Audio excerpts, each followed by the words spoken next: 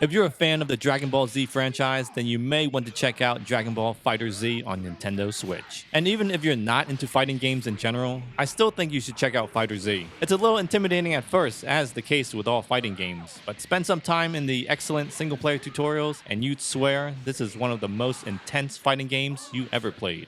Oh, and it's fun too. Having first been released on PlayStation 4 and Xbox One, I'm betting everyone's wondering how the translation over to Switch turned out. And now, after spending a good amount of time with the Switch port, I can confidently say that very few compromises have been made. This is almost a like-for-like copy of the PS4 and Xbox One versions. The only difference I could spot is that moving around the hub world is a tad smoother on the more powerful consoles. I also noticed the visuals are a bit sharper on there as well. It's not easy to see unless you have the two versions side by side. Given the less powerful Switch hardware, I was very impressed with how the game turned out overall. The game as a whole looks amazing on Nintendo Switch. Everything moves at a super smooth frame rate, regardless of what's happening on screen. I'm going to assume it's running at 60 frames a second. Colors look great, and animation is all top-notch. I don't think you'll really appreciate the look of the game until you get in a few matches and pull off a few finishing moves. The ones where you see the planet from far away looks great, and if you're lucky, some of the dramatic finishers as well. The game just looks flat out phenomenal. Numerous references to the anime have been given the utmost care and attention. I mean, there isn't a part of this game that doesn't look amazing. Honestly, I think some of the moves look better here than they did on the TV show. It's actually pretty crazy to see how well the Switch port is able to keep up with the other consoles. Unfortunately, the quality takes a tiny step back when playing in portable mode. It still looks good, but edges around character models start to look a little rough. It's by no means a bad looking game if you're planning to take this on the go. Just know it's not going to look as good as it does when playing docked. Another setback I think are the load times. In comparison to the PS4 and Xbox One, they're about 3 times as long.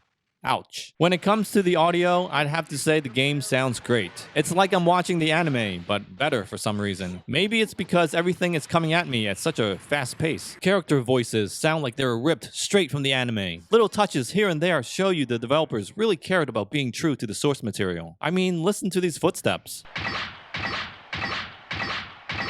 Characters calling out their special moves really gets the blood pumping as well. This game does not slouch in the sound department, that's for sure. Now, when it comes to the gameplay, I have to confess that I was very intimidated at first. Mainly because I knew I was going to have to learn 3 different characters. It's hard enough learning just one, but having to know 3 and use them efficiently was a whole other thing. That's probably why I never played much of the Marvel crossover games. FYI, there's a mode where you can actually set the game to 1v1, or even 2v2 if you don't care for the traditional 3-on-3. The thing that struck me about the gameplay was that it was very accessible, in that the combos were rather easy to perform. It's amazing the moves you can pull off with just a few button presses. And yet, for as simple as it seems on the exterior, there is an intricate fighting system lying underneath it all. There are the easy to perform combos, but there's also the more advanced techniques as well. I guess it all depends on what you want to get out of the game. It's easy and accessible for newcomers to jump into, but also intricate enough to keep the hardcore fans happy.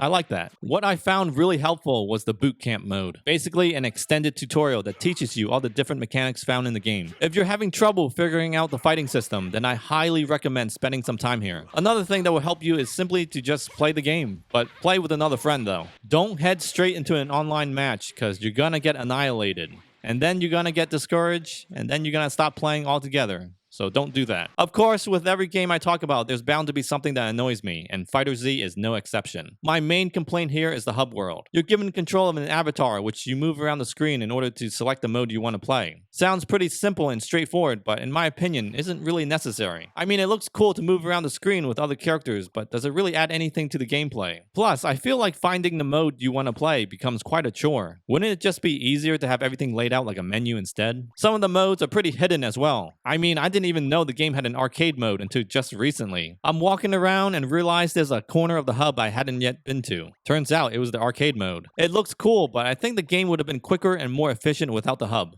Just my opinion. You can tell me off in the comments below. Still, that shouldn't deter you from picking up FighterZ on Nintendo Switch. It's one of the most fun I've ever had in a fighting game. If you call yourself a Dragon Ball Z fan, then you owe it to yourself to pick up FighterZ. You won't be disappointed. That is, unless you suck at fighting games, which is a whole other story. Now, if you enjoyed this video and want to see more Dragon Ball Z related games on Nintendo Switch, then click the links on the screen or the ones that are pinned down below. Thank you so much for watching. I'll see you next time.